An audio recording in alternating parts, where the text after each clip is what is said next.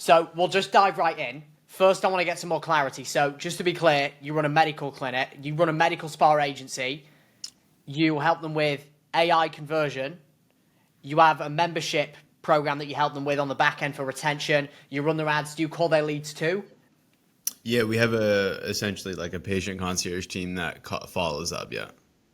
Okay, got you. Because I was looking at your team, you've got one VA right now across the 6 active clients, right? Two. Got you. Okay, you've got Today. VA. So both of them, they're both on $5 an hour. Yeah. Okay, simple. And then biggest challenges right now are fulfillment. So creating a winning system to shorten turnaround time on creatives. Are you running custom creatives for every client? Yeah, we do. Obviously reuse depending on if it's like the same niche of treatment, like Yeah. contouring. So if it's like the same machine or, depending on certain like specific types of contouring machines, or if it's like a facial device, we'll, reuse like static creatives, and then just change the copy Yeah. on them. Obviously, you know how it goes. So, yeah. Okay, sweet. And then your core offer. So you charge 4K a month when they first come in, right?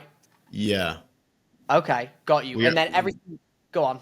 No, sorry. I was actually going to say, like, literally this week, I had a talk with one of we actually churned our first client this week, which is, when I submitted this, we actually have never churned a client. Yeah. We're about to bring on somebody else. So, I mean, it's not really making up for it, but we literally just churned our first client.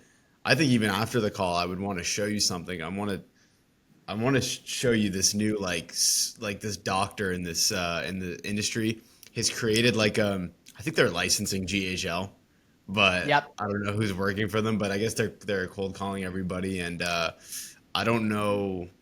From what my client told me, she's not my previous, but she's gonna end up paying like one more monthly payment because of when the contractual date was. But Yep.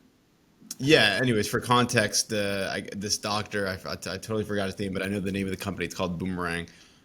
They created they're licensing this software. They're doing essentially everything me and you typically do for like $700 or $600 a month, which I actually don't believe. I'm just like I'm kind of astounded of like how they're gonna profit anything with, as well as they're doing like SEO as well. So they're doing like SEO, Facebook ads, the CRM. Anyway, so it was a little dumbfounded. So that's why she's leaving us. It's not really because of the quality of service. She just said like honestly like it's Toronto. She's in a Toronto market where it's super. I feel like every med spa agency has like a client in Toronto and they're just stealing our ads or like somebody else's ads. So it's super saturated and competitive in Toronto specifically. So that's just for context. But yeah, so when I submitted this, we had actually never churned a client. But yeah, sorry, I kind of went off on a little tangent there, but yeah. No, it makes sense. And like, look, I've had situations like that before where clients will churn and they'll come to me and go, "Oh, somebody's offering me the exact same service for a fraction of the price." And I can tell you every single time without fail, it's never the exact same thing. Yeah. Almost guaranteed. So chances are what she's probably been sold on is white labeled ads, nothing custom, probably an AI bot that's going to be following up with the leads. I highly doubt it's going to be really high quality salespeople that are going to be following up with her leads and booking in her appointments. And she's going to get a dedicated CSM that's going to be responsible for measuring success. There is no way she's getting that for $700 a month because what you said, right? There's no way that they can do that at scale profitably. Yeah, and that's the thing is like, yeah, like you said, you pretty much touched on every point. I'm just essentially what she told me on we had like an offboarding call. What she told me, and I'll send you the link too if you want to check it out after our call, because I think Yeah. this company's starting to scoop up a lot of clinics. So like if you're interested in it, I'm not sure if you sold part of your agency. I feel like No, recently you sorry? I was going to sell it, but I decided against it because I'm launching License and Scale. And if I sell it, I legally wouldn't be allowed to work with anybody in the medical space, number one, and I'd lose access to all my SOPs. So I probably will in the next 6-12 months, maybe. But for now, I just want to hang on to it. I mean, it's a cash flowing asset. So Gotcha. Yeah, exactly. Well, I was gonna say just because like I'm big on like Twitter, like agency Twitter. So like most people like they sell and then they get into coaching. Obviously, like you know this. natural progression, right? Yeah, exactly. It's the arc.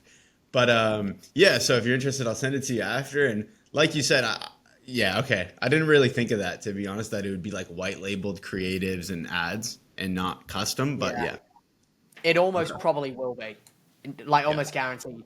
And like the more clients that you get, you are naturally going to churn. You know, like the typical Facebook ad agency. I've spoke to a lot of people that like buy and sell agencies and things like that. The typical ad agency in the local space churns anywhere from 12 to 18%. So if you're below that, which 12 to 18% is pretty fucking high, to be honest, especially if you're on the latter end of the spectrum at 18%.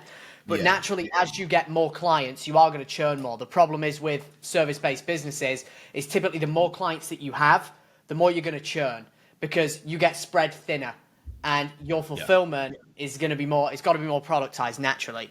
But so 100%. just so I'm clear on the main points here. So biggest thing is client fulfillment, which you can go over. Offers, sequencing with workflows. We'll dive into that. I want to start from A to Z. So first thing, I was taking a look at your acquisition channels and you put here generating more sales calls. So all of your acquisition right now is purely outbound. You're doing cold call and cold email, right? Yeah, no ads yet. Okay, got you. Question for you, because you've got one of two options here, because you need more sales calls. Number one, you've already determined how many emails and how many calls you need to do to book a meeting to get a client, because I saw that you put the metrics here. So you put, we sent 4.2k emails, 10% reply rate, and then you booked 6 calls. So like if we really do the math on that, 4,200 divided by 6, it's not accurate. No, I was gonna say it's not great. It's not great. You have to do 700 emails to get a call based on the data that you have here. So that's one option, which just naturally from what I've seen, outbound is really good. And I'm not saying like shut it down, because outbound is a scalable acquisition channel that you don't need to rely on ads for.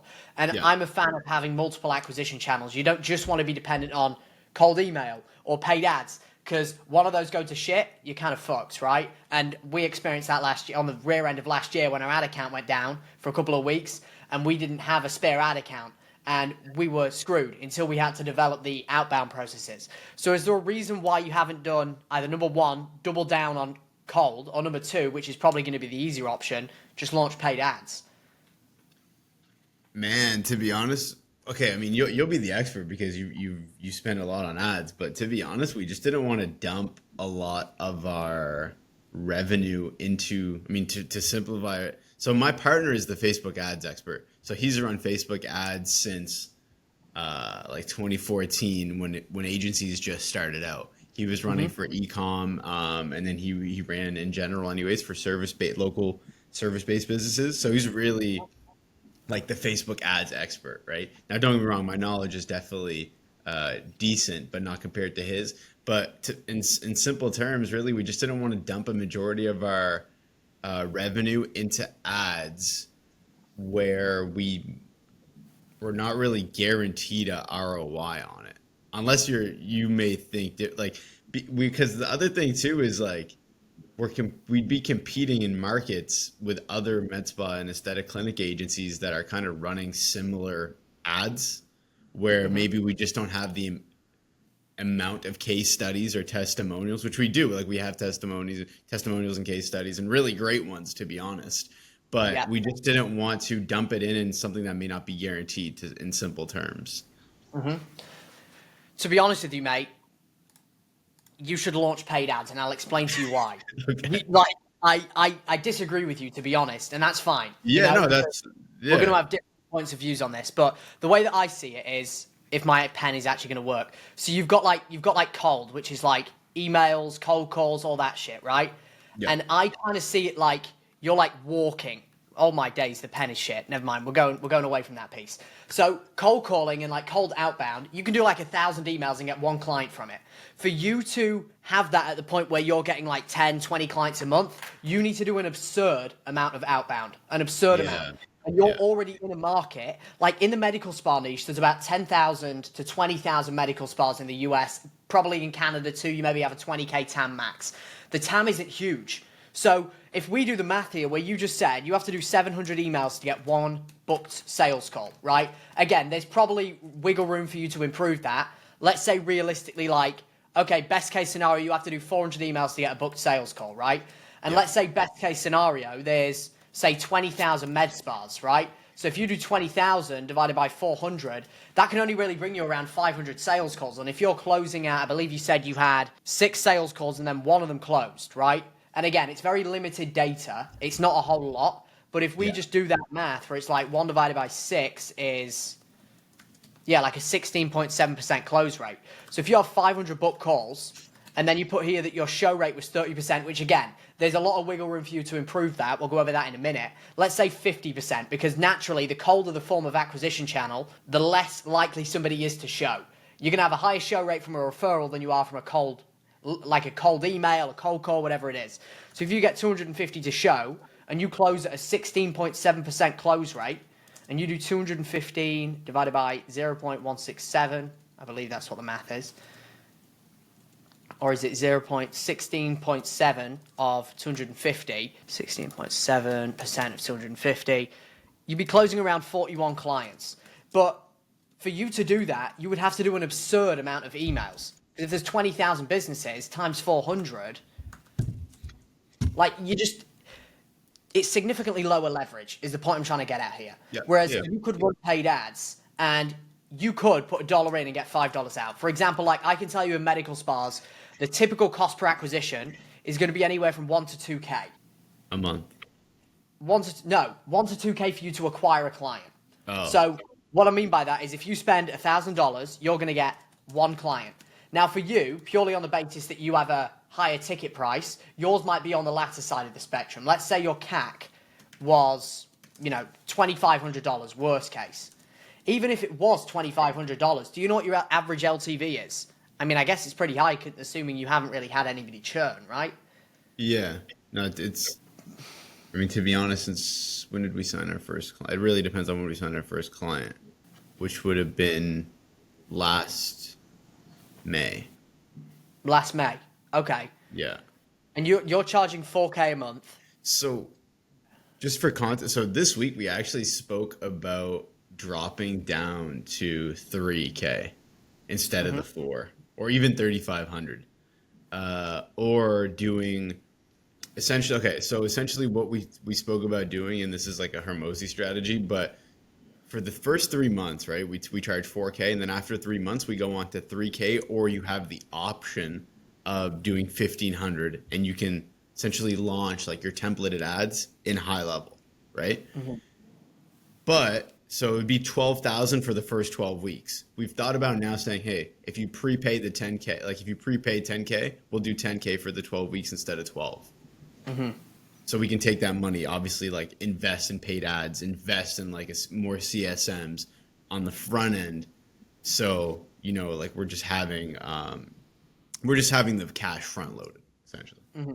So that's the goal with ads, right? If you're going to launch ads, you want to collect as much money as humanly possible up front, so you can cover your cost of acquisition and also make a net profit, so you can continue feeding money back into the acquisition machine and spend more, make more.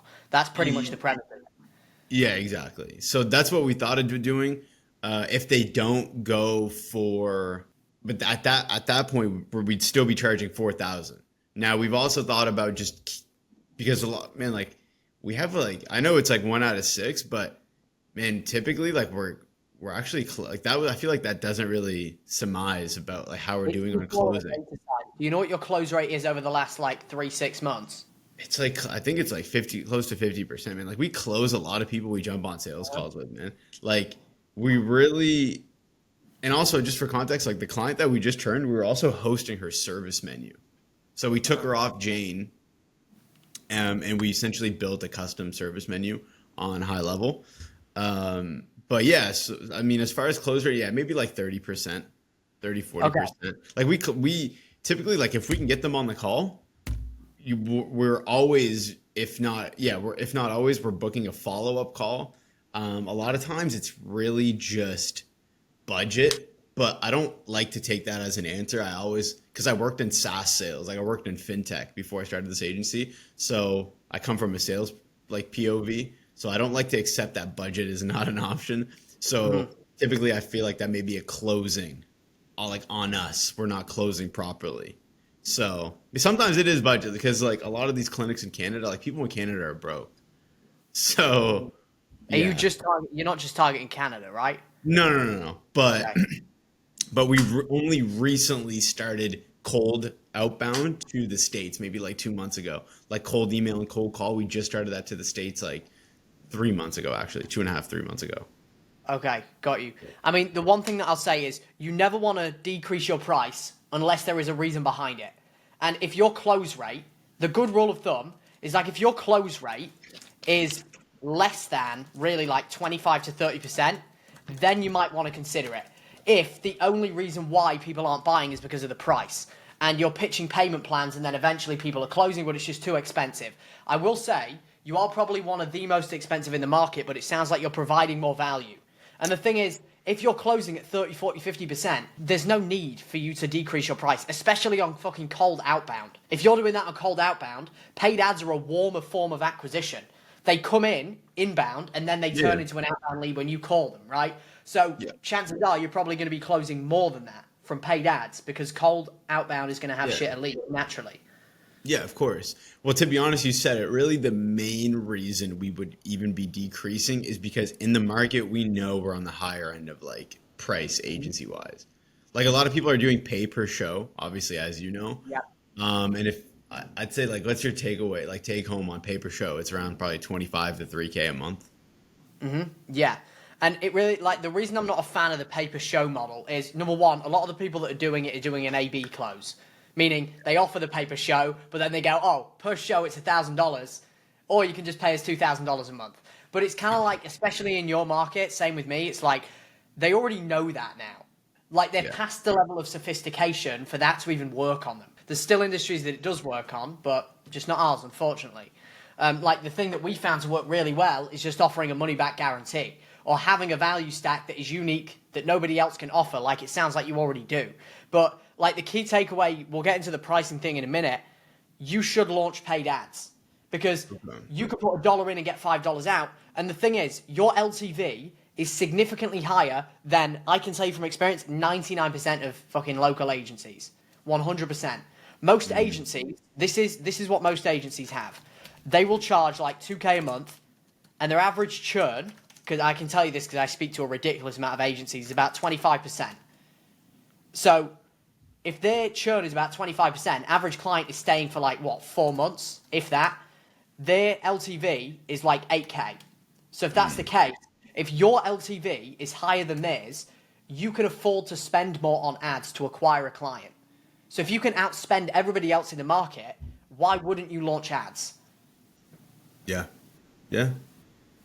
I mean, you're right.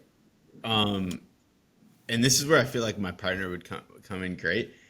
Okay, I'll tell you from my perspective because I'm not, maybe, and this is what I'm about to say is completely false, but if agencies, okay, like if I'm running ads, right, and competing with agencies like yours or like Ursel or MediLaunch or a lot of these bigger med spa agencies, and they're really essentially just dumping a higher budget into Meta ads and TikTok ads. Sure, I'm still going to generate some inbound leads, but I just felt like maybe our ads just wouldn't do as well compared to them because maybe a few factors. Number one, ad budget. Number two, the amount of testimonials.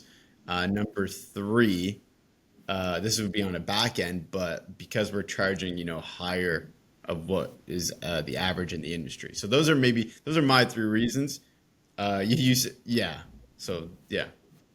Yeah, I mean, the first thing I'll say, number one, the number of testimonials doesn't necessarily matter as long as you've got an adequate amount. Like on the front end of our marketing, we only show 2 or 3 testimonials. We don't show hundreds. And then, to be honest with you, the percentage of people that actually watch those testimonials is very low anyway. As long as you've got some social proof, which you do, you're good. Just have it on the funnel. Second thing on the budget side, you're 100% right that most of the time, if you are higher priced and you offer the same service as somebody else, why would they not go with somebody else if they have the same thing for a cheaper price? But that's why you've got one of 2 options. Either you go for more of a commoditized approach where you go cheaper and you sell the same thing but for less. The other side of the spectrum is you sell something different for more, which it sounds like you already are. I don't think, and I can tell you there's not a lot of people in the industry that are doing what you do because there's a couple of other things that you mentioned there that nobody else is doing, like the membership program as an example. So use those as a selling point on the front end of your marketing. I'd encourage you to do like an advanced market research analysis on the entire industry.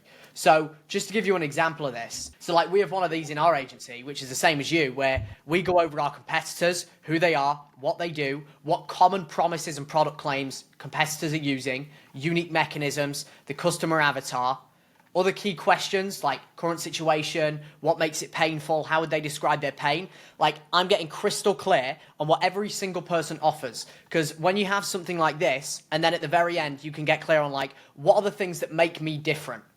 What level of sophistication is my market in? And what is your unique mechanism? Then what you do is you run all of your ads around your unique mechanism. Because you could argue that comparing me to other people in the industry, same thing. I kind of sell the same thing, but I'm very clear on my unique mechanisms and how to frame them. It's like there's a lot of people that run UGC ads for their clients, right? But not a lot of people that talk about it in the ads. So when I did this market research, I was like, this is a unique mechanism that I use that other people use, but it's a mechanism that nobody talks about in their ads. Everybody talks about the call center.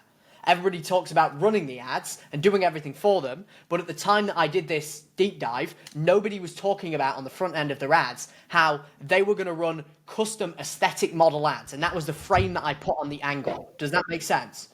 Yeah. Yeah, so it all comes down to the framing of the ads. That's pretty much it. And like Gotcha. the way that you explain the mechanism. Gotcha. That makes sense. I mean, I already know like one or two things that, would be our unique mechanism. But like, I'll give you an example. Actually, I'd like to get your opinion on this quick. I'll give you an example. Okay, so you're familiar with Capri.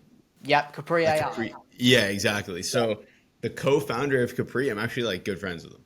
So we've like, I don't mean to sound like cocky or like overconfident, but I definitely think because Ursel built his AI is built on Capri. And I mean, I don't want to say the co-founder said this, but my agent is like 20x better than his. Like I have one of the most empathetic, like deep, like insane prompts, multiple prompts, actions, triggers, like built in with workflows. Like we probably have one of the, if not the best AI in the space. Like it's number 2. So, and I don't know who's beating us, to be honest. So that's like, that would be my unique mechanism. But this is the thing. Med spa owners don't know the difference. Like they can't differentiate about what's a better agent, and number 2, they don't give a fuck, right? And a lot of them are actually turned off by AI. But that would, and I'm not saying like I'm being cynical against my own unique mechanism, but I'm just kind of stating like what I would think. Like that would be my main one. Have you heard of the wrap it in ham analogy? No. Well, think the analogy is when a dog it's like ticks or something like that, you need to give it garlic to stop the ticks. But if you just try and give it garlic, it's not going to eat the garlic right away. So what you've got to do is you've got to wrap the garlic in ham so the dog will eat the garlic inside of the ham. The moral of the story is you have to sell the clients what they want to hear, but give them what they need. So you've got to get clear on what is the mechanism that they want to hear. For example, for us, like I knew the clients wouldn't really care about the fact that, let me just pull up our advanced market research because I was going through the things that we do. And I was like, okay, we focus on attracting affluent clients through specific zip codes. They don't really give a fuck because they've heard it so many fucking times. But then I went through them and I was like, what's one they actually care about? What's the biggest thing that clients complain about all the time? They're always complaining about how agencies are running shitty stock image ads, right? Or the call center is generic. So in your case, the call center being generic could be your selling point with Capri AI. I'm working with the leading #1 developers in the AI space. And I've developed the best. And then you've got to give it a mechanism name. Like for me, if I just said, oh, we run video ads for your clinic, it sounds the same as anybody else. But the way that I frame it on my ads is we're going to position you as the go-to professional, and we're going to script, edit, and produce high-quality video ads using aesthetic models to position you as the aesthetic authority that attracts the highest ticket, like the clients that you want. Same applies with the AI. You've got to tie it in where it's like, we have a med spa concierge AI that never goes to sleep. Talk about the difference between call center, right? Never goes to sleep, understands everything about the industry. We're working with the #1 people in AI and have more data than anybody else in the med spa industry. That's your biggest selling point on the front end. Yeah. So it's like wrapping it in ham.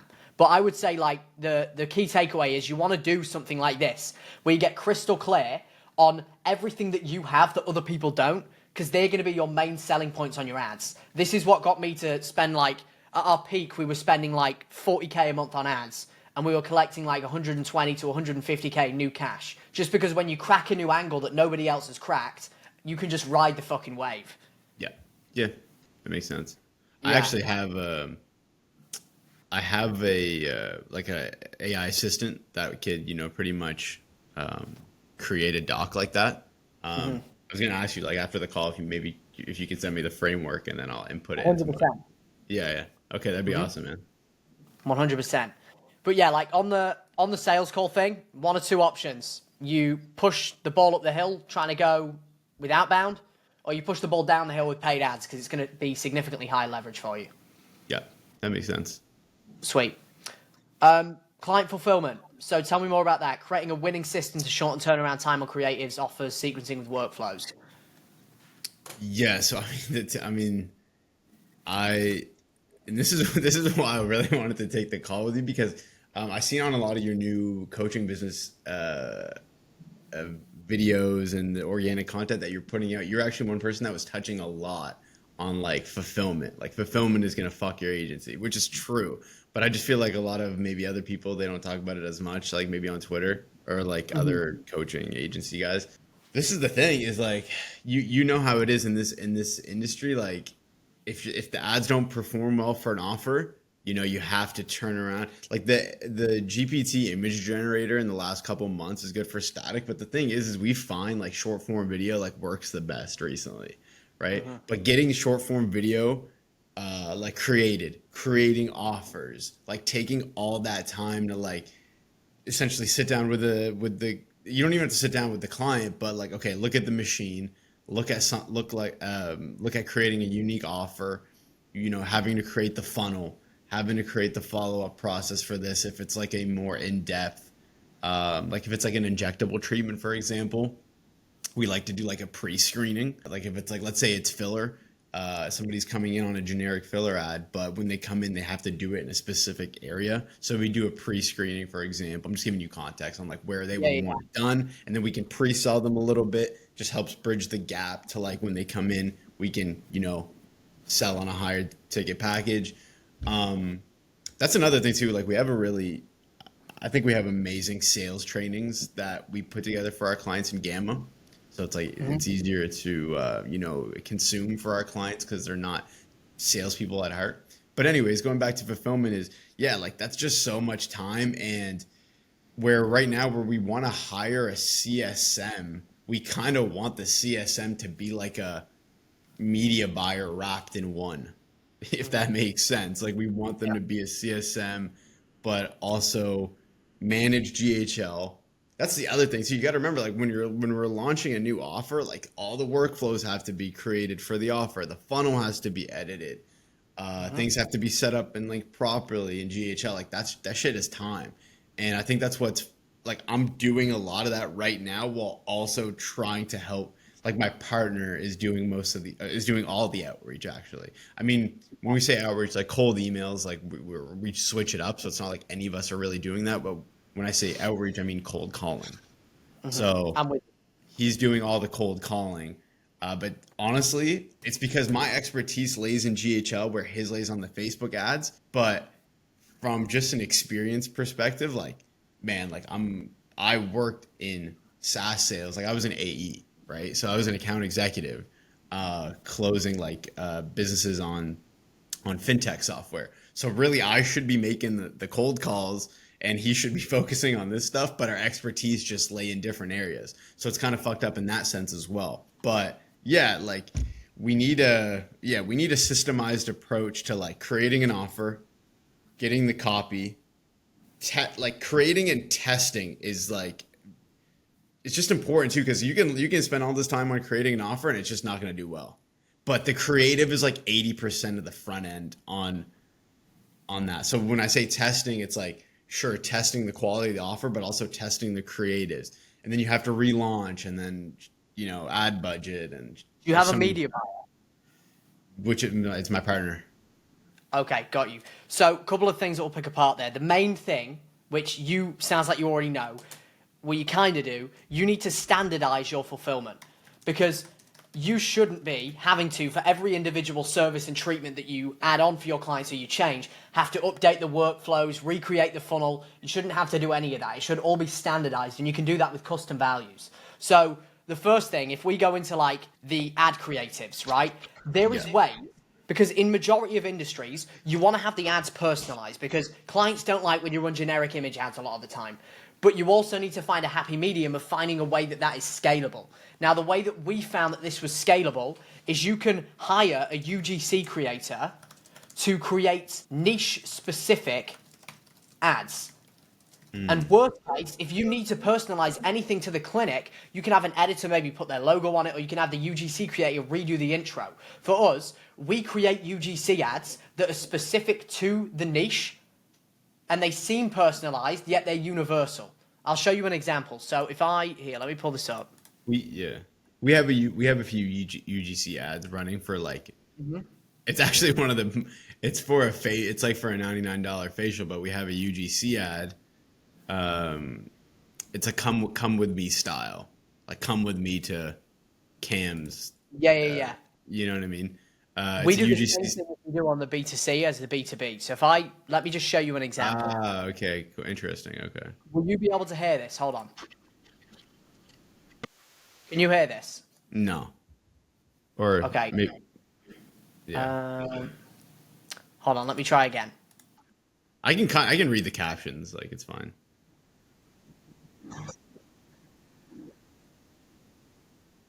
I was gonna say this is the girl that like is for your doing. Yeah, your like ads. the main thing is you got to get somebody that looks like your ideal market or somebody that they find attractive. That's the main thing, and they got to be good on camera, right? So like this is the same person that we run in our B2B ads in the B2C because it works because she looks like somebody that we would want to attract for the clinic.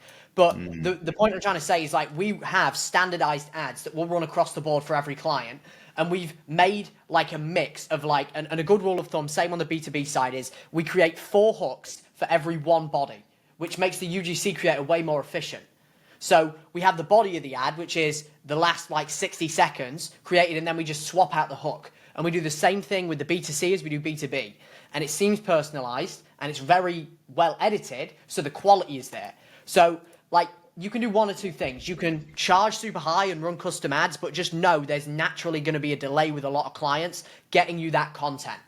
And if you want to go the custom route, the other solution is start the billing when the client first pays you, because that will give them a kick in the arse to say, hey, I need the content as soon as possible. And what you can do is you can say, Jenny, if you get me the content that we need within the next 48 hours, we'll actually start the billing when your ads go live instead of now. When you say billing, do you mean like the ad budget? No, I mean the billing. So say, for example, somebody pays you and you say, okay, you paid me $12K for 12 weeks. This is going to end, this is officially going to start when the ads go live. And that's what most people do. But we've honestly always collected the first. So sometimes we offer to split the first month's payment, but we honestly, like if they sign, they usually pay right away.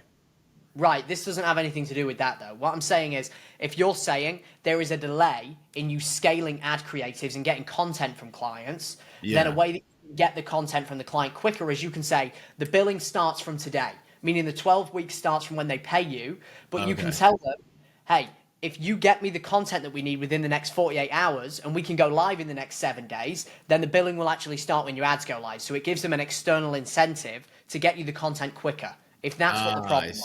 I see. Okay. Yeah. Gotcha. Okay. But the other way is you just create niche-specific templated ads, which is what we did, because it gets hard at scale. It's funny you said about the hooks. I do the same thing. Like I have an AI creative agent. Like I have so many custom agents in Capri, like for the clients, and then like B2B and B2C, same thing, right? But I do the same thing. I took a UGC video and I give it like 10 hooks, another thing I do is like if it's a different treatment, I just keep those same style hooks, and then I give like 5 bodies, and I just change the copy of the body, like the script of the body, and just switch it over. But I feel like I'm talking about this like it's super like it's not. The editing is the issue, man. Like editors are like not cheap, and then the turnaround, they're not. Maybe I'm just working with the shitty editors. Like I You haven't just need to found an try it editor as well. or test more. You might just want to test more editors. Like for context, when I was trying to find like good editors that we can bring on, I always have 2 to 3 in my Slack at all times. And when I'm hiring video editors, I'm not just hiring one. I'll hire like 5 at a time because they all get paid per project. So if one's shit, I have not a problem. I'm not in desperation to rely on that person. And on your application form, what we do is, just because we want to automate it, because we're playing a volume game with video editors, we put a job up on Facebook, online jobs, LinkedIn, wherever we want to push it, mainly online jobs and Facebook. We push them to a funnel, we get them to apply, and then on the application form, we get them to edit a video. And their application only gets approved once they've submitted the edited video. So we know if they're good or bad or not immediately. So we're not wasting time with people that are going to waste our time. And you can add a question on the qualifying application form that literally says, we need videos within a 48-hour turnaround time. We need speed. Anything below that is unacceptable. Are you willing and open to work in that level of fast-paced environment? And you'll immediately start DQing the people that are fucking you around and just have more options. Yeah. Okay. No, that makes sense. Okay, let me ask you something a little more specific. Yeah. And like I'm familiar with different short form creative styles. Like there's UGC, there's informative, there's educational, like, things like that. With the like a lot of times we create these short form videos. Sure, it's UGC, but like, man, everybody runs UGC. Like we don't even know if on the front end these are going to do well. I feel like, to be honest with you, a lot of times we get lucky and they just fucking start printing. Like we crush. But we also look at like Facebook ads library. So we see what other people are doing and I'm like, okay, like he's doing something decent there, but let me take that and actually make it better. But let's say I didn't have Facebook ads library. Like a lot of times, like testing these creatives, like it can start to become pricey because that fucking video may look great. Like, man, we've had beautiful videos and they do shit. But we've had like we've just launched a fucking generic static and it does like 30 appointments in like 10 days. So maybe I need like a systemized approach to be like, okay, like if I'm giving you this to my editor, or maybe the answer is you'll never know.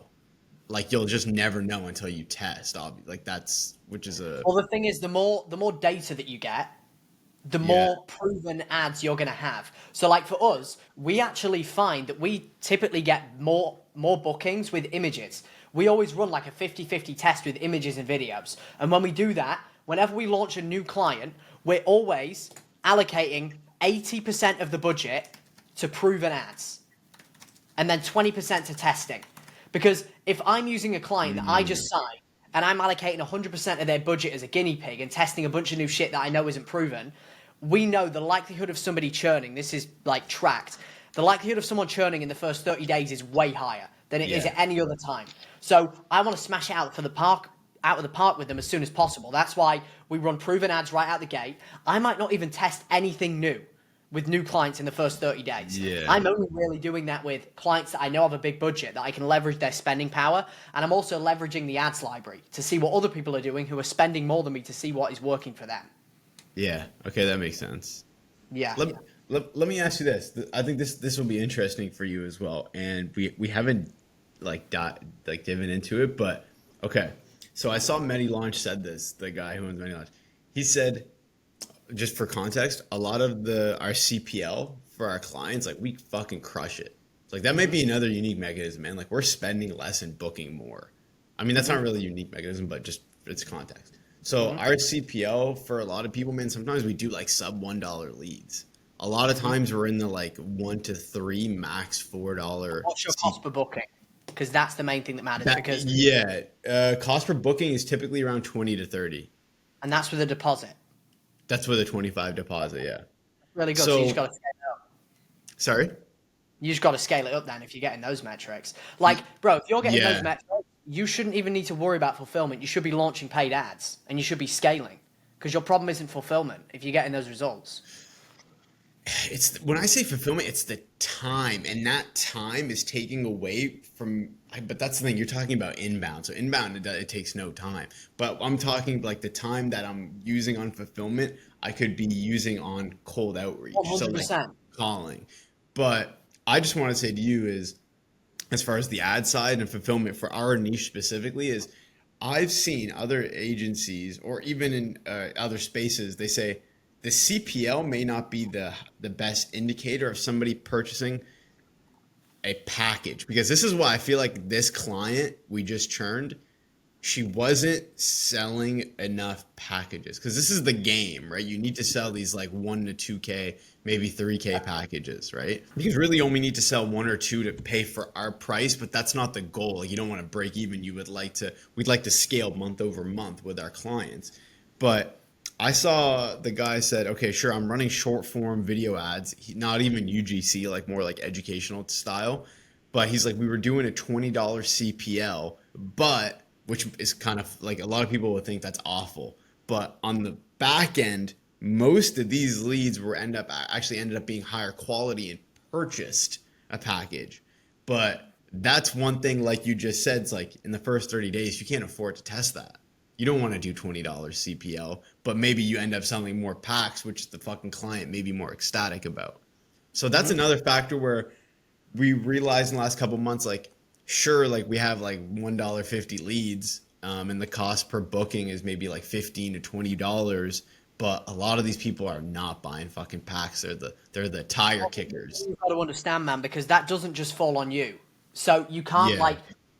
so number one, this is why, tying back to what you said at the start, you want attribution tracking. So what we have is for each campaign, each ad set, each ad for every client, we are able to see on a micro level, not only the cost per lead, we're able to see number of bookings, number of closes, revenue generated.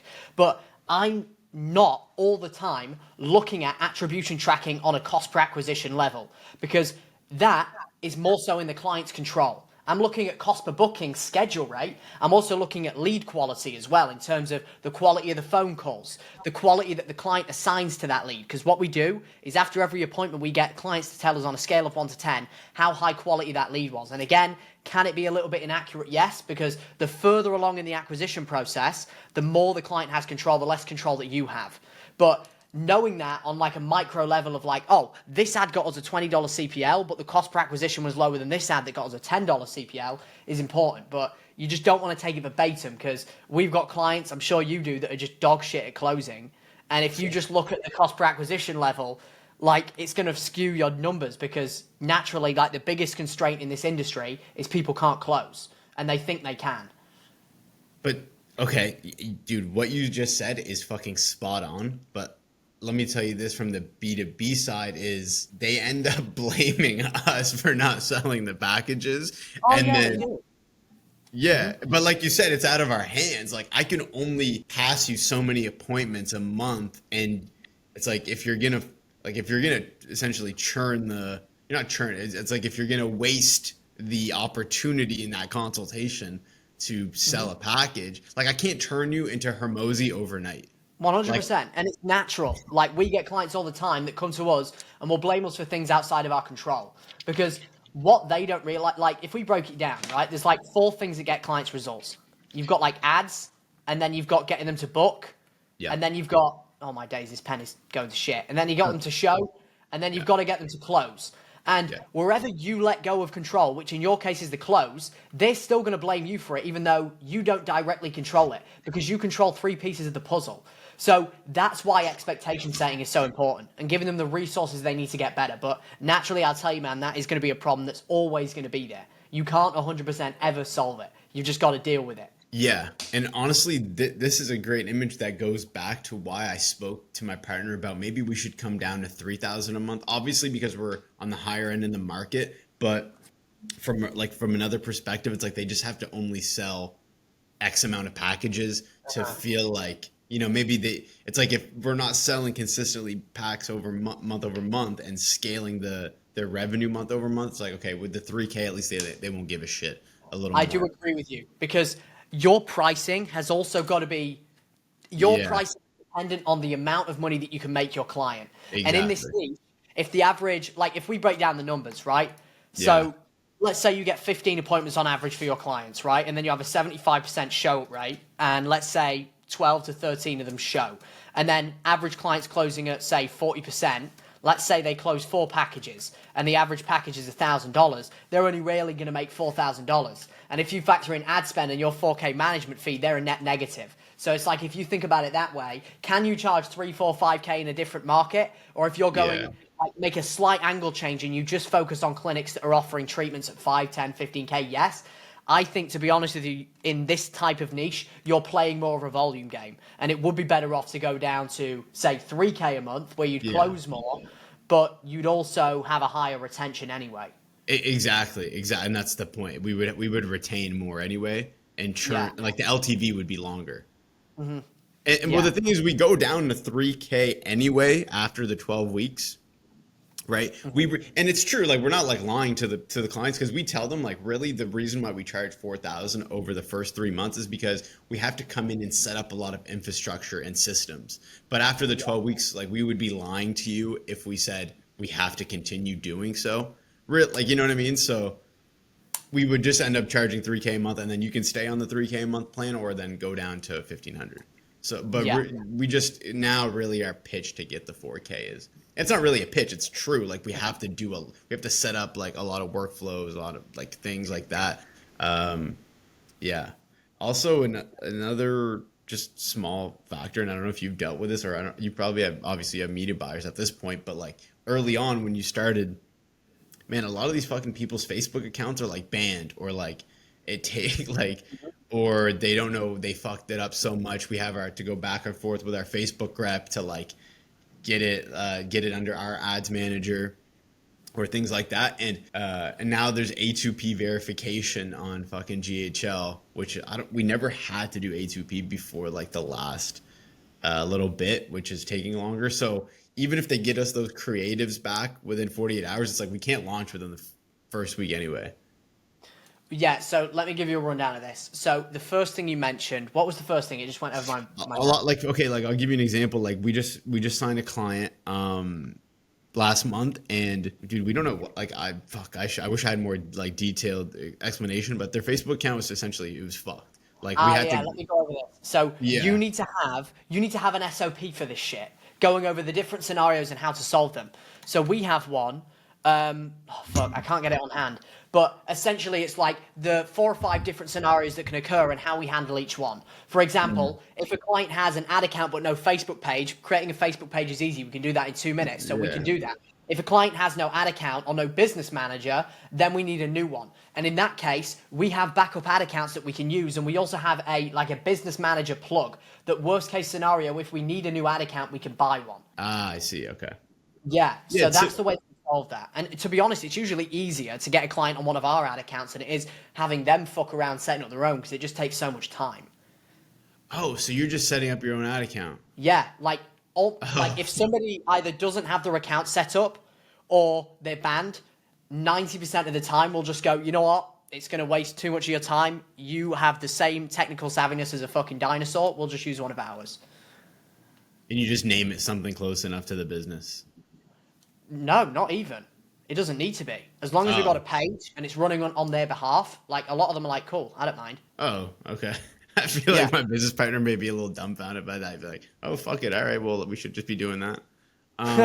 Because usually, like, honestly, we try to set it up under theirs because, you know, they already have a little bit of, it is, it's wasted. It's not like, sometimes it's, their account's so fucked, like, they didn't pay this random thing and it got banned. Anyways, it's a pain, yeah. And I wanted to touch on the point that you made earlier, just before I forget, on you, every time a client changes service, setting up an account, onboarding the funnels. The first thing that I would say to you is, at your current size, where you're sitting at like 20K in MRR, you need, because you've just got like VAs for call center right now, right? But you and your business partner are still managing all the fulfillment. Yeah. Yeah, you really need to start. You should hire a tech or an onboarding specialist. That should be your next hire. What I would recommend that you hire, because you've got 2 options. Either you can hire one person for tech and onboarding and one separate person as a media buyer. And the average payroll for both of those is about $800 a month each. The other option is you can hire what you call a black hat VA. So this is what I did, and this was actually my first hire. You've done it a little bit of the other way around, purely because obviously you've got a business partner, so you're not going to be as spread thin as probably I would have been. But what I would do is, if I were you, I would hire a black hat VA who handles all like media buying and like tech/onboarding. And your goal is to have them shadow you to learn everything on the back end. So then they can teach and train new team members when you ramp them up, because you only really have 6 clients. Your price point is just really high, which is great, and you have a lot of MRR coming in from that.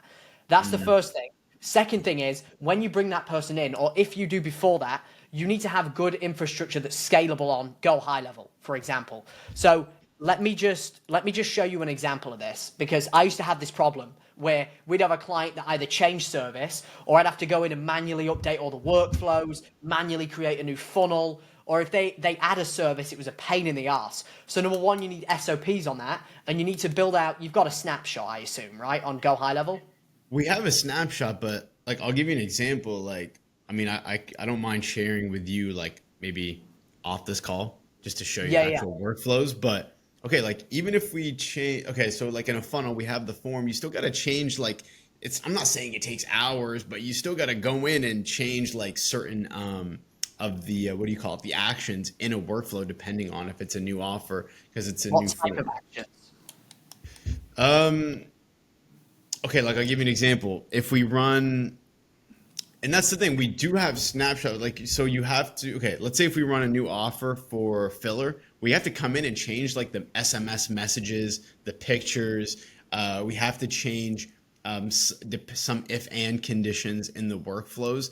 Now, it's maybe like an hour max, but I'm just saying like that's also like when I submitted this, and in general, I'm also saying like this is taking away from my time to be able to do outreach. 100%. And this is why, number one, because I saw you put here, and this ties back to the team thing. You want to bring new people on without cutting into monthly expenses too much. You're in stage 2 of the agency. Like I mapped out every stage of the agency. You're in stage 2, which is the delegation dilemma, where you're 90% profit margin and you want to hold on to that margin. But in order for you to break through to the next level, you can't do everything. You must hire a VA. Because in the grand scheme of things, it's costing you more not delegating. In opportunity, 100%. And by the way, there is a way for you to automate what you just mentioned. Like if I show you an example, because we have that set up. So for example, let me just pull up a workflow here. So like if we're adding an additional offer for our clients, or they're running a different service for people watching this that are maybe in a different niche, you can add if-else statements that are already pre-made in your snapshot. So for example, for us, we already have this set up where we have 10 different opt-in forms that we can use for each offer. And then when they come into the if-else statement, the if-else is which opt-in form did they come in on? And each opt-in form is attached to a specific treatment. And then all we do when they come in, down that, what is it called? Like the different like if-else statements, what do you call them? Different flows? Oh, the branches. Branches. Say they come down the B branch, they're coming in on offer 2. We will then assign the custom fields to that lead on like offer name 2, price 2. And we have custom values for A, B, C, D, E, F, G, H, I, J. So we have 10 different offers that we can set up. So you can do that. And then you can also do the same on the funnels as well, where we have funnel templates that we can use that are controlled by custom values. Does that all make sense? Yeah. I'm not, by the way, I'm not saying like I'm a workflow bot, but at the end, like I actually think I'm really great at workflows. Like I make them with Make as well for our like the B2B side. And we create like NAN agents for the B2B side. But there's always still like with a new, I'm talking like with a new client, or like, maybe I have to work specifically on like, if there's a new offer, I have to systemize it more in a workflow template. Because this is the thing, our automations, like the messages, are built in a way where we can use them. It doesn't matter what treatment it is, because they're built in a way we can use them for any. So if this is our day 2 to 5 nurture. I'll give you an example. So say they come in and they're coming in for offer 2. We will then send a text that's like, hey, John, just wanted to text to see if you're still interested in hearing more about offer. The team here at X, Y, and Z. And it's systematized in a way where this can be used for any treatment. Yeah. So you can build it out that way. So I don't even need that, to be honest. I mean, I have AI outreach workflow that will, it gives like a personalized follow up every time. That the follow up is easy. I'm talking more so like on those initial like lead form or GHL form submitted. A lot of times we have to come in and just change a few of the actions and like maybe we do like a Slack notification because other people have Jane, so they have to book out the time on Jane, so it's not double booked. Like small shit like that. It's not it's not necessarily like an insane amount of time, but I was just like that's one thing that's bogging me down because Yeah. my partner is like he knows how to do it, but like I'm more the expert at it. So Yeah. So the first thing I'll say is like you can even still automate we have one make automation for every client that sends Slack messages to all of their channels because you just use the yeah, Slack ID. You can do that and you can yeah, pull it yeah, into the account.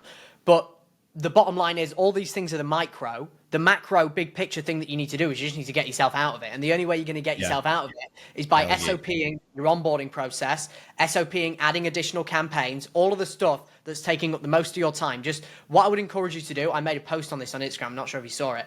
Get a Google sheet and just write out everything you do in every 30 minutes for a week.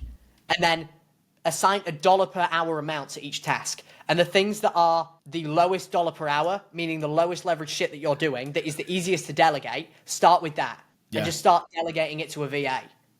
Yeah. I also I wanted to tell you this as well. I think you'd find it interesting. You know, you made a video on it, and I think I'm not sure if you saw it based on a Hermosi tactic, but if somebody was like wants to churn, you know how you set up a call the next day, like that video you posted. So we did that with literally this client. It was literally like after me and you rescheduled the second call. It was like that day she messaged us. She was like, whatever. So we scheduled a call the next day. We jump on. We did exactly everything you said. But bro, at the fucking $600 price that other spot was offering, it's like you couldn't. You win some, you lose some, man. Yeah, exactly. And I was like, I hate to take that as a fucking answer. Like I'm so, like, because I worked in sales so long, and like I hate to take that, but I was like, honestly, like we literally were like, listen, like we want your business to win, and like fuck, if you succeed, if you make more money at paying them $600 a month, so fucking like God bless you. Mm-hmm. So yeah, but I wanted to do churn. You can still like our goal. If we know somebody's unsavable, is to at least get feedback from them, and then you can put the Fathom transcript of the exit call into ChatGPT and get feedback on what you can improve. Oh yeah, that's a good idea. Okay, let me going back to the B2B side because I want to get as much like not like I mean I want to get some great value on the B2B side. Yeah. My partner. So you said the next hire should be like a black hat VA, which I agree with. / like CSM / maybe the next one would be a media buyer, but he wants to hire a setter for like outbound setter, which I don't agree with because my thought process is like if we can get everybody to handle that, me and you are going to have a higher chance to close people on these cold calls than a setter is because we know the service in and out. Plus, I mean, the thing is, cold calling is low leverage, but it's closer to a revenue generating activity than onboarding a client. So he's not wrong where he's like, we can get a setter cold call. But from my personal opinion, you want to hire and delegate out the things that are furthest away from a revenue generating activity. Yeah. And cold calling is a higher revenue generating activity than doing the bullshit that we were just talking about on the fulfillment side. But cold calling is still fucking low leverage as hell, which is why you should just launch paid ads. If you can get a cold caller on commission only, I would delegate that for sure because you can find a shit ton of people that will do cold calling on commission only, but they're probably not that great. That's the only issue. But then you're just churning your leads because they're so shit. Like if you're finding a commission only setter, like typically, like it's going to be like a kid. It's going to be like. It depends what you commission them. Yeah. But typically, like you said, obviously the quality goes up if you do like a base plus commission. I mean, this is all evident, but yeah, and like you said, it's low level outbound. Eventually I would like to get a setter, but I was just wanted to get your opinion on like you wouldn't do that first before hiring fulfillment hires. I'd probably do them both in congruency. And the reason I say that is I wouldn't typically do that, but the reason I would with a setter is because cold calling is also extremely low leverage. And if you're going to scale outbound, you need volume. And physically, you and your business partner do not have enough time in the day to do the amount of volume required to make cold calling consistent and scalable. Yeah. So you do need a setter. Yeah. Yeah, I agree. Like, the thing is it's like if we're hiring all these, okay, like if I hire by the way, the VA, would you pay them? You're gonna pay them a monthly salary, or you're gonna? I pay them $800 a month, like $800 to $1,000 a month. You can get somebody really pretty damn good at that level who's proficient. Let me ask. Okay, this brings me to another interesting question. Man, like the Canadian dollar is shit. That $800 USD is like 1,300 like Canadian. Is that question for you? This 20K MRR, is that Canadian? Yeah. Got you. Okay, that makes more sense now. Yeah. So that's the other thing too, is like, do you charge your Canadian clients in USD? Yeah. Yeah. But it's still the standard price of what you're charging your American, because I'm assuming you started off with American clients. Yeah. Or maybe not. Like, yeah. We started with both, really. Yeah. So that's the other thing. I said to my partner, like, I think we should just charge 3K across the board and just make it USD. But that's the thing, man. It ends up being 4,000 to the Canadian businesses. But, honestly, do you know what we did recently? We started focusing more on US clients because we actually tracked churn and segmented it per location, and we found that people in the US stayed longer because a lot of the time they make more money. Now, I'm not saying you have to do that. If like the main action items for you based on this call is, yes, can you like optimize your fulfillment and get a CSM and do all this stuff? You can, but like you need to prioritize the biggest fires and where the biggest constraint is. Your biggest constraint is you don't have enough calls on the calendar. Yeah. So you need to do everything possible to get more calls on the calendar, which the first thing is going to be just fucking profit is important, but you're being too profit hungry to the point where you don't want to spend on ads, which is going to be the thing that's going to bring you more money and going to make you more profit. So you need to launch ads. Yeah. And also to your point, in the US, the TAM is just like... It's way bigger. It's way bigger. Yeah.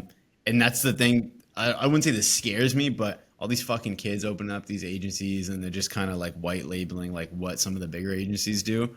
And sure, like they steal some of these clients, like they're going to churn them inevitably, but the markets in Canada are just so much smaller. I had like from a maybe like a larger point business perspective, I said, because we're from the East Coast. So I said, listen, if we can get a clinic in every area from East Coast to West, we can come to the States and say, hey, we work with every like major city in Canada. This is why you should work with us. Right. It's not necessary because they're going to sign with you if the quality and you can close them on a sales call, but more so for the Canadian clients because there's only so many clinics in Canada and they get spammed from every agency. So if we can say, hey, like if we go right to left or whatever it is, like acquire as many clients in Canada and go to these clinics in these cities, they're more likely to sign with us because we work with a clinic in every province. Yeah, but that's too far away for you to say that on your ad. You shouldn't wait until you launch your ads. Not in the ads. I mean, like when we jump on a cold call with them, or if we email them, or things like that. Yeah, things of that nature. Go on. I was gonna ask you though, like, okay, like if we start doing paid ads, and obviously, like my partner is an expert in this, but like, what do you recommend if we're doing 21K MRR? If we're doing let's say 20, well now fucking minus 3K. So we're doing like 18K, but we're going to collect one more payment. What would you dump in ads a month? Like 1,000? Is that even going to do anything? No, it's too low. I would recommend that you start off on 100 a day. Okay. Okay. And the main metrics that you want to be looking at, because there's 4 things that get you results as much as you get clients results, right? You want to be looking at cost per lead, which is pretty damn explanatory. Your ABR percentage, which is the percentage of leads that actually book an appointment booking rate. Yep. Then you've got show rate percentage, the percentage of those people that book that actually show. Yep. And then you've got close rate percentage, pretty self-explanatory, and then upfront cash percentage. This is the percentage of cash that you collect upfront on the front end if you're selling a paid in full. Yep. And wherever the constraint is, you're just going in and fixing it. Chances are your first constraint is probably going to be your cost per lead. So for you, I'd really be aiming for like a sub $80 cost per lead. And I'd probably start off by using a lead form and going for a volume game initially. And then you can transition to a landing page later down the line, adding qualifiers, all of that stuff. In terms of appointment booking rate, you really want to be aiming for like 80% and above. So 80% of the leads that come in should be booking a call. I'd say like 70% at least. And the way that you increase this is you can have that setter calling the leads. Because the ROI on having a setter on your B2B leads is huge. Because if you just close one extra person from somebody that costs you $2K a month, you'd make a significant ROI, and it's way worth the investment. And then you've got show up rate, which really you want to be aiming for like 68% and above. I would run a one-call process. Do you run a one-call or a two-call right now? We run technically a two-call, but we try to. But we. Yeah.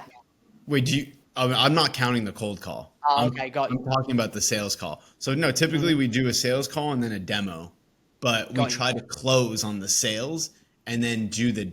We just do a demo like the next day, 30 minutes. Got you. Okay. Yeah. The reason... Go ahead. Yeah, I was going to say, so the reason I would recommend for you that you run a one call is because if you do a two call, you're just adding like another step in the process. You've got like, okay, they see an ad, then they book, then they go to the intro, then they go to the demo, and then they show to the demo, and then they close. Like if you just get rid of a step, naturally you're going to have less friction in the funnel, right? And you're going to get more people going through the process. Yeah. Like the only reason you'd really want to go to a two call is either if you're getting a shit ton of leads that are unqualified, or your calendar is too full to the point where you must move to an intro. Yeah, exactly. No, so we do, we essentially do a discovery and demo call. Mm-hmm. And the discovery, we actually, like in a traditional demo, that's when you're pitching, but we actually pitch at the end of the discovery because we find most of these, like we do a qualifying, process, the discovery process in the call, but we find a lot of these clinic owners just kind of say, all right, like cut to the shit. What do you charge? So what we've done is we formulated, that's what I mean. Like if we can get people on calls, I think we can close so many people because of the quality of service and also just our closing process and sales process. Like we've really worked on it. And like I just have the experience and I've kind of given a lot of the experience in closing, like software sales, which is like 30, 40K a month. I've given that to my partner. So he's doing really well on the sales calls. Like he does well. I trust him on the sales calls. Sometimes he'll be like, yo, like take this sales call and like, sure, I'm closing a little bit of a higher rate, but I trust them on the calls. Right. But yeah, no, typically it's a one call, but we like to show them like the CRM and like maybe a testimonial or like examples of what's going to happen when you onboard with us on a demo call. But we've already pitched them. So the proposal is sent after the first call. Okay. At the end of the day, if you're closing within KPI, typically above 25%, great, just scale it. And again, more to the reason why you should run paid ads, because your constraint is you need more appointments. If you're closing at 30, 40, 50%, and you're collecting a lot of that cash up front, you're going to break even, if not be profitable on the front end anyway. So you may as well just scale it and just launch ads. The thing is, if I told my business partner we need to dump 2K in ads right now, like I might freak out. Because that's the most bullshit limiting belief ever. Yeah. Well, like if he's going to freak out about that, then that's just retarded. No, he's not going to freak. He would actually be mad that I'm saying that. It wouldn't be freak out, but he's just going to say like, because he's the Facebook guy, so he's going to say, man, you really want to dump 2K in ads? Maybe we don't close anybody, then we're throwing 2K at the wall. 100%. But would you rather waste more time beating your head against the wall doing 700 fucking emails to get one call? Yeah, it's true. Or get fucking 5 appointments a day. Like you said, and so many agencies are at this point where it's like we're just threading, like we're trying to stay above water with if you want to delegate. Because listen, like we're making this much money, we're not profiting as much as you think, man. Number one, because of the Canadian currency. Yeah, I really like that piece. Yeah, The $5 is USD, so we are paying the VAs $5 USD. Most of our cost is in USD, like GHL, all these software, it's fucking in USD. So we're getting fucked on the expense side. Not really fucked, because I mean it is what it is. It's the currency exchange. You can't choose where you're born, but just like for context, so it's not like we're actually profiting an insane amount really. And really, like, we're stacking up this cash to reinvest in the business. We're actually not of the mindset of like, hey, we want to just go spend this money. We're ready to reinvest. So we're ready to invest in ads right now.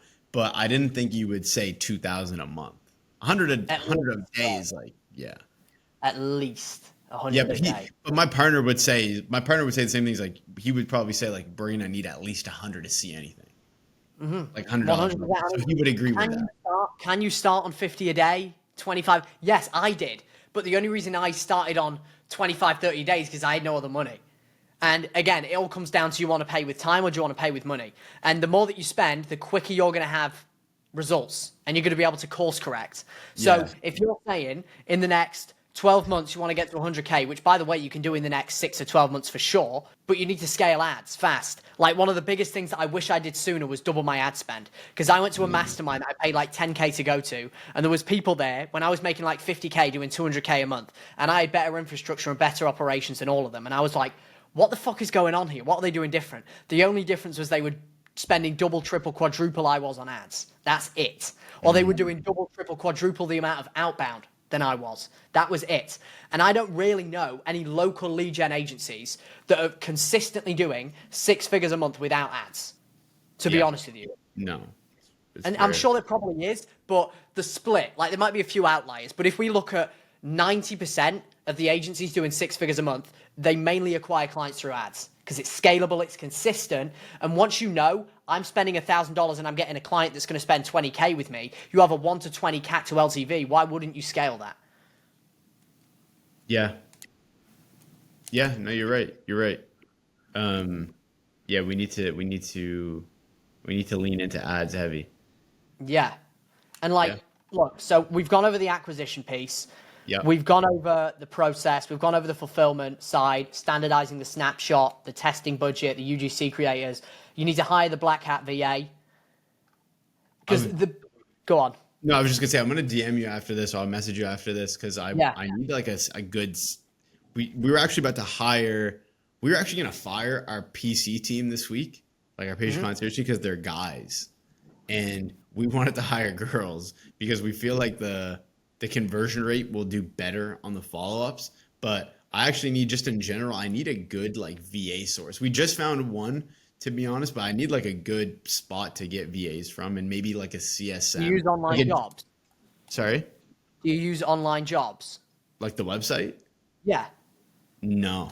You want to use online jobs, bro. Like, okay. Yeah, I have placement agencies and things like that, but we never use them because we use online jobs. We funnel everybody to an application form where they submit a Loom video. And then I have my VA look at the Loom videos, the people that are good, we move them to a group interview. And I'll batch interview, or my VA will batch interview 10, 20 people at once. The good people will then move to a one-to-one. It's just like, you just want to get like online jobs. There is millions of Filipinos that want jobs on there that will die for like $5, $6 an hour. Okay. Yeah, and then like let me ask you this: like, if I were to find like that black hat, even for the GHL / like onboarding, CSM type of job, you would do online jobs as well. Like they got GHL, like they're good at GHL on there. Yeah.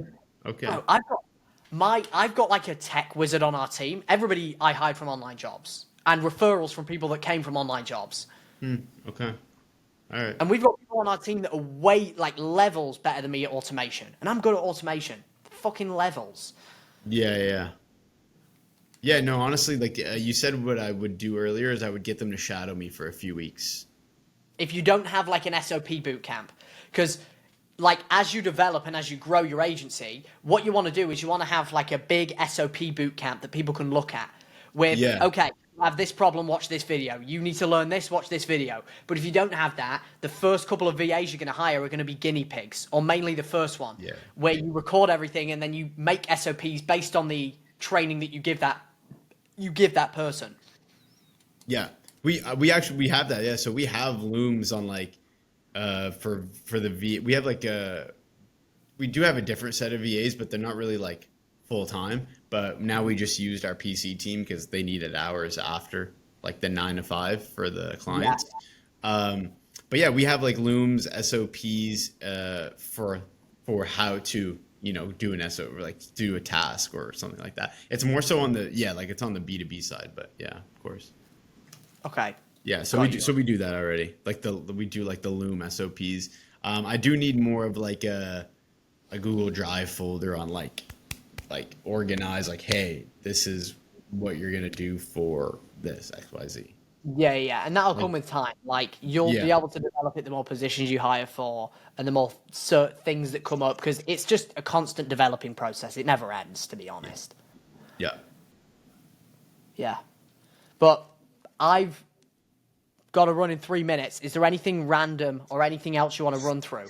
I'm trying to think. I was like, what can I ask you? I mean, honestly, you said it. You just said it. Just lean into paid ads.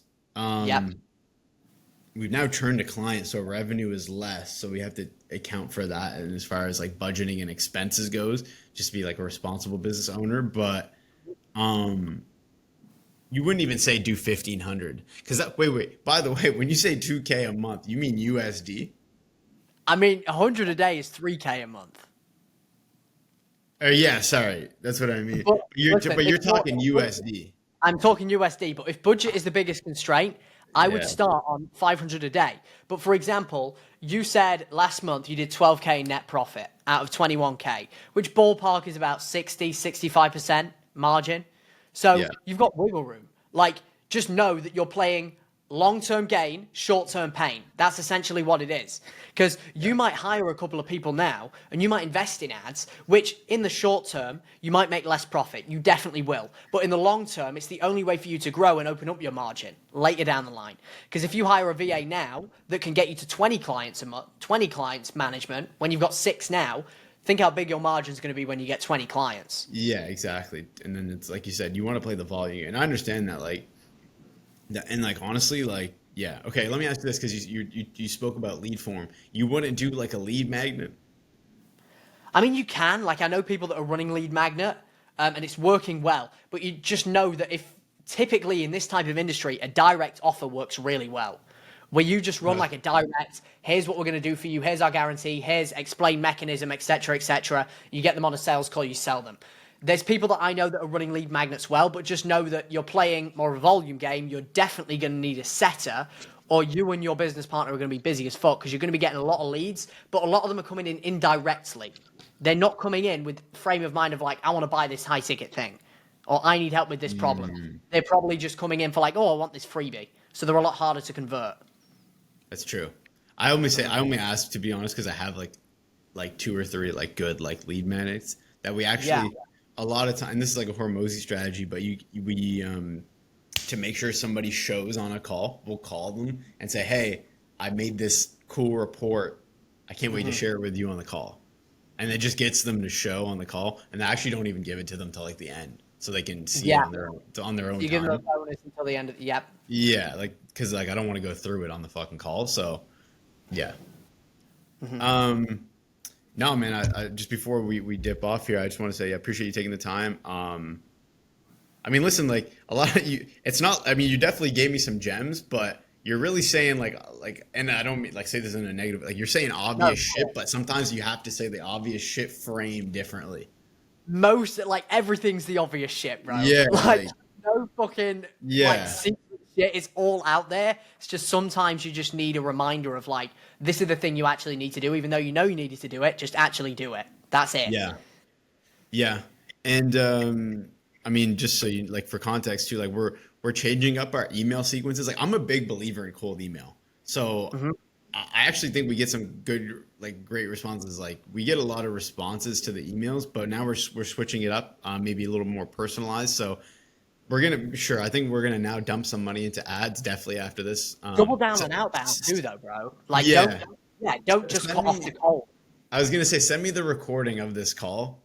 100%. So I can my partner will watch it, And I was gonna say before I let you go, if you don't mind sharing that, and you can cut this part out of the YouTube video, but of the competitor research framework. Do me a favor, DM me and I'll send it to you just Yeah. because I've got the call. And then Yeah. after that call, I'll send it over to you. Awesome. Awesome, man. Sweet, All right, brother. bro. All right, brother. Thank you so much, Have man. a good one. Enjoy your Peace. day. Peace.